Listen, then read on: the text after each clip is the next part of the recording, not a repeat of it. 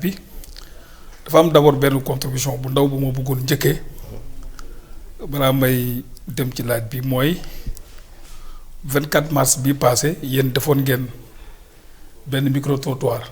ci biti mu am benn euphorie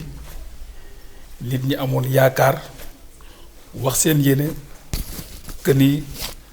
54% des Sénégalais yi voté woon amoon yaakaar ci ni dañu war a changer régime je pense que tey ci ngoon da ngeen waroon génn ngeen dem marché central ngeen dem gare routière laaj donc chauffeurs yi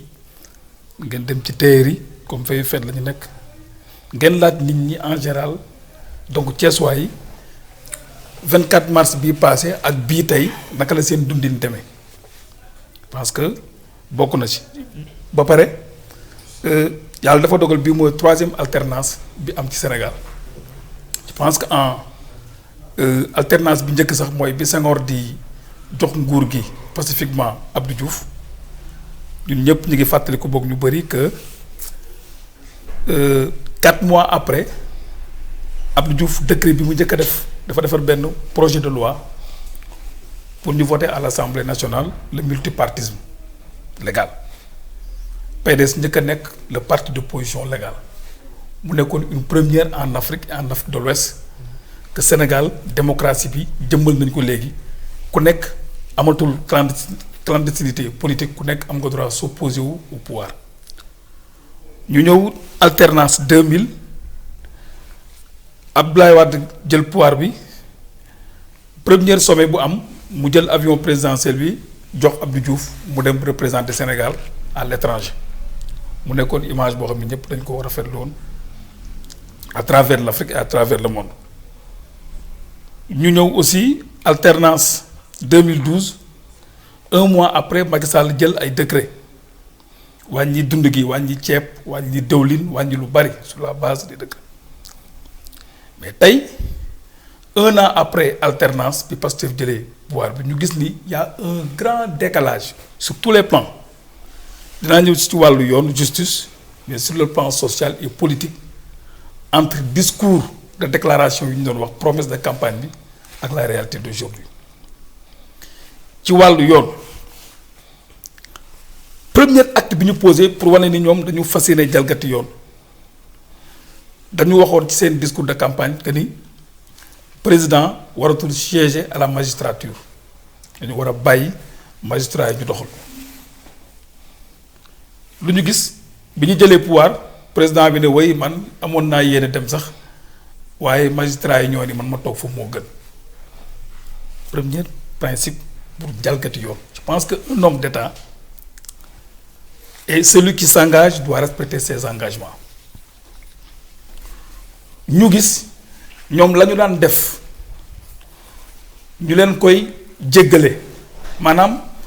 am na député yu toogoon à l'Assemblée nationale ne Macky Sall fenkat la pourtant APR moo amoon majorité biir Assemblée nationale mais dañ ko bàyyi coow amu ci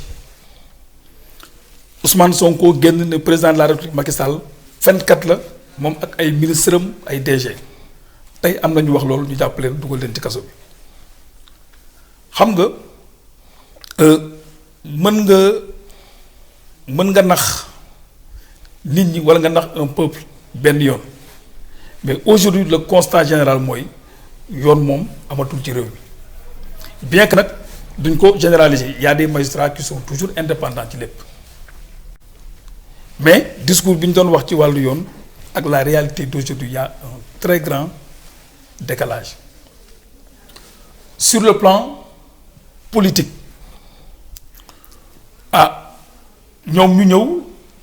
jaawale presque il y a plus une différence entre le parti au pouvoir ak l'État dégg nga fi ay ministres yu génn ne man su ma jotee ay demande d'emploi li muy njëkk a xool mooy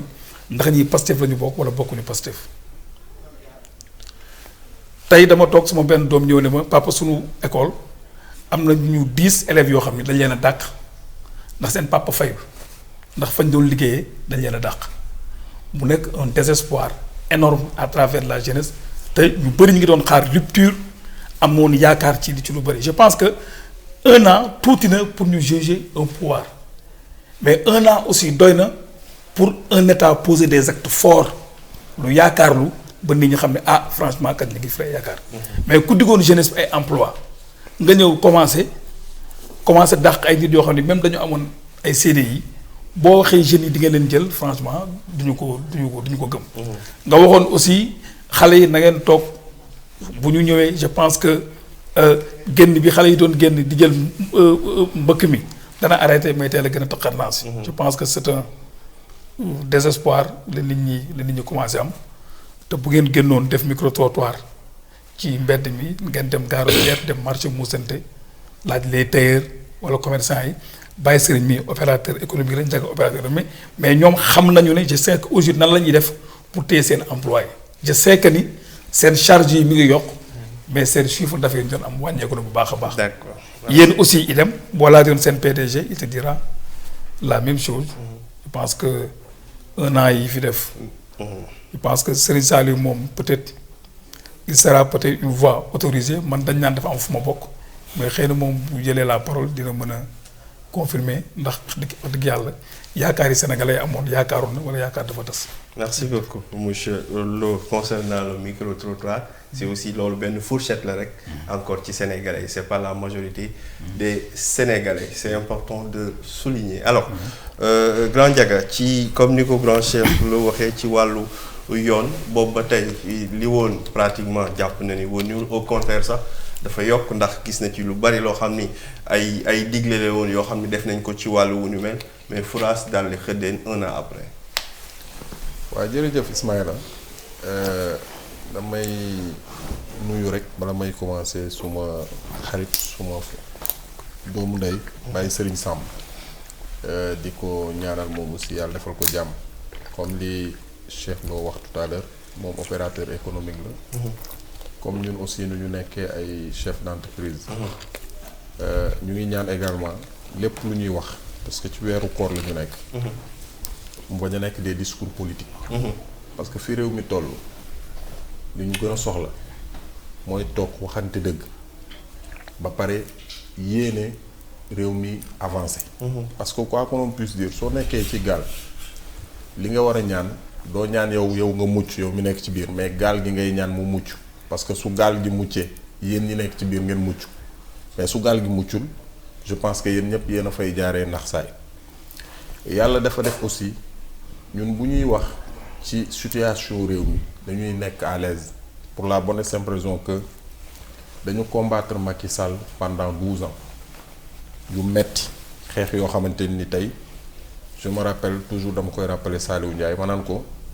ci côté cybercampus bi ñuy teg fitna Ousmane Sonko ñun bokkuñu Pastef mais dañu remoon doon leen jàppale. am na ci jour boo xamante ni yàlla moo ci def sutura mais kon heure bii Saliou du toog fii nga koy invité parce que fekkee naa seen boo xamante ni bu ci yàlla def woon jàmm mënoon na fa jaaree ñàkk ci bakkanam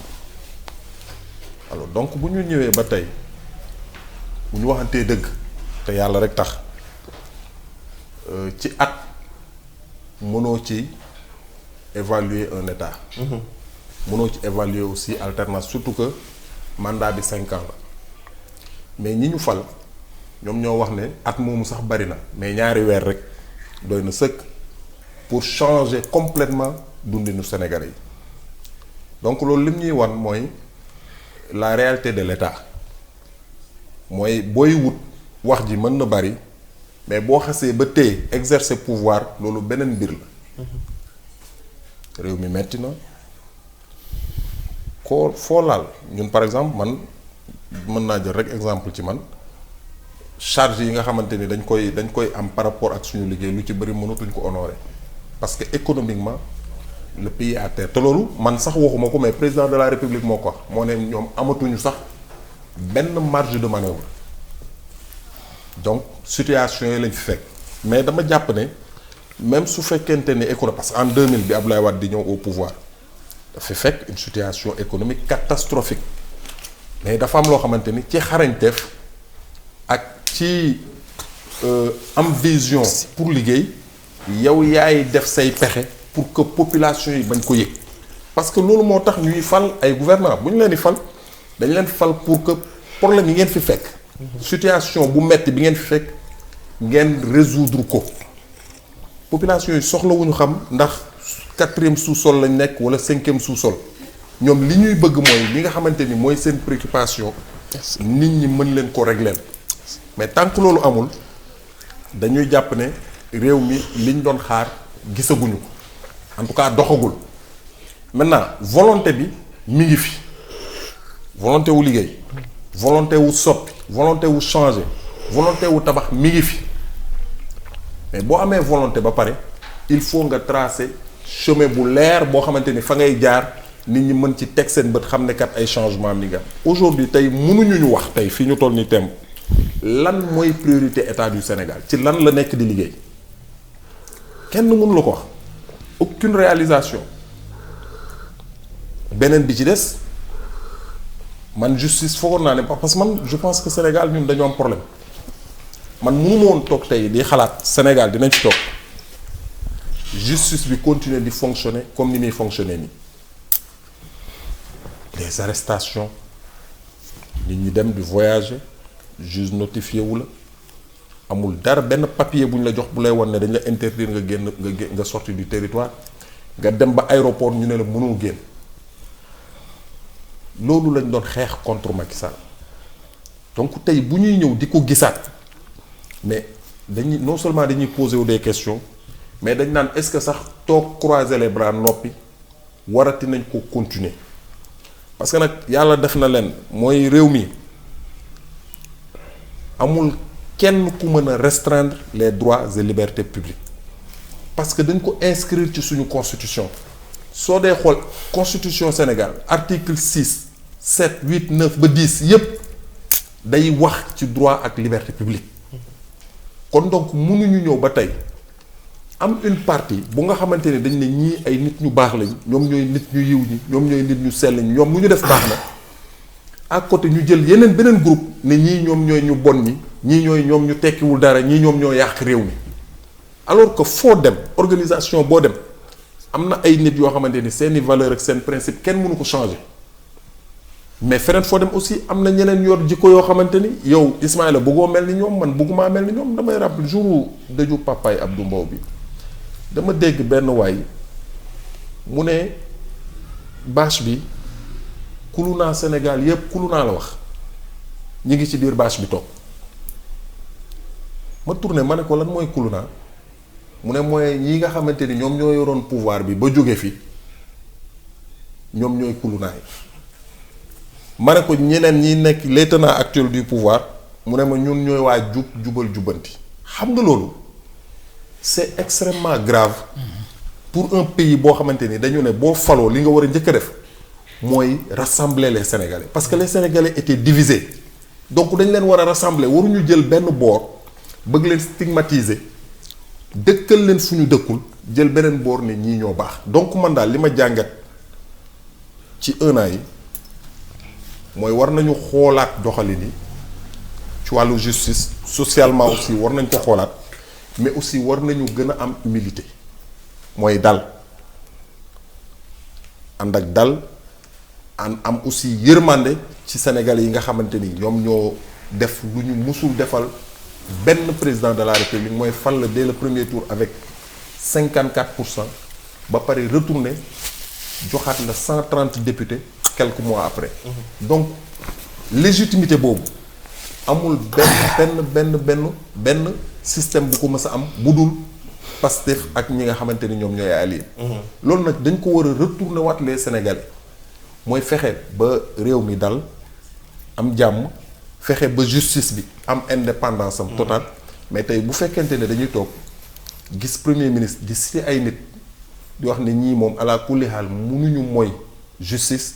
dem ba Matam wax Farba Ngom que bii mooy nekk dernière campagne électorale même su fekkente ne c'était des propos politiques c'est-à-dire am na loo xamante ni kenn mënu ci génne politique ci bopp nit ñi parce que dafa tombé li ñu naan tombé moo waral ay gaf et comme que ñun nag dañu yéene réew mi am jàmm dañu yéene duo Sonko Jomaay bi am réussite totale am na loo xamante ni buñ ko gisee dinañ teel a wax pour éviter demain lu xew ci réew mi ñu ne lii kat bi mu xewee waxu leen woon parce que biñ leen koy teg ñoom dañu taxawoon temb te boobu sax moo gënoon a métti parce que boobu ñun dañ doon descendre sur le terrain di xeex mu jural ñu plus de 10 arrestations am na ci arrestation yoo xamante ni ñun ak ay ñoom jaaware ñi ñoom mbay jaa ñun lañ doon jàppandoo yóbbu commissariat sonal ñu bu ñu demee ci restaurant ba def suñuy planification génn bala ñuy sori ñu fekk ñu fa ñun ñëpp jàpp yóbbu. donc munuñu liñ doon bañal Macky Sall dem tey ñu koy nangul Ousmane Sonko wala di ko nangul Bassirou Diomaye Faye. donc lii laa jàpp ne. peut-être suñ ko jubbantee xëy na peut-être. ak am volonté wu waxtaan ak nit ñi aussi kenn ku ci nekk réew mi moo la ñor nga joxe ci sa xalaat pour que suñu réew mën a avancer. La volonté est là selon Ndiaga dégg nañu aussi Cheikh Lo ci li mu wax aussi donc monsieur Diouf ci lu ñu mel la volonté est là mais les prémices maanaam les signaux ne sont pas au vert ci wàllu wi nga xam ni cité na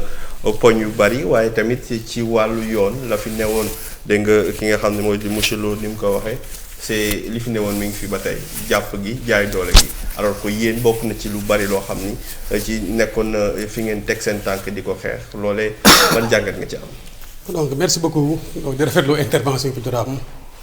donc xëy na nit ku nekk aussi sa tolluwaay ngay waxee parce que comme on est en démocratie moom donc chacun va avec ses propres lunettes mais situation yu ñu fi décrire xam naa bu ñu génnoon moom ba laaj sénégalais yi. dam ñu foog ne ñaari Sénégal la ñuy wax parce que ma jëlee le doyen Lo moom lu mu fi décrire yëpp donc c'est sama gis-gis c'est en porte-à-faux avec lu Pastef teg nekk di doxal parce que Pastef ba mu ñëwee nu mu njëkk a wootee mooy une gestion basée sur la gouvernance et la transparence audit yi rapport yoo xam ne bañ leen defee xaw ma kañ la président toog ci concom le président Bassirou Diomaye ba mu ñëwee lu mu njëkk a ñëw joxe autorisation ñu publier les rapports te ba ñu publier rapports yi ñun degré de destruction ba ñu njortoon ci réew mi ba ñu nekkee opposition ba ñu ñëwee au pouvoir ndax de yées na ko fuuf donc c'est tout à fait normal qu'on retrouve une situation catastrophique dans ce pays donc bu ñu koy wax nag c'est pas on est dans une situation alarmiste wala on est dans une option défaitiste non ay nit bu ñu la falee la première des choses mooy nga tenir leen un discours de vérité parce que Pastef ba mu ñëwee a appelé pour une rupture systémique xam nga rupture systémique du alternance dafa am lu fi nekkoon ñu jàpp na ñun depuis 1960 ba léegi bu Sénégal mënta àgg yenn niveau de développement yi dafa am benn xeetu doxalin boo xam ni dañoo jàpp ne baaxul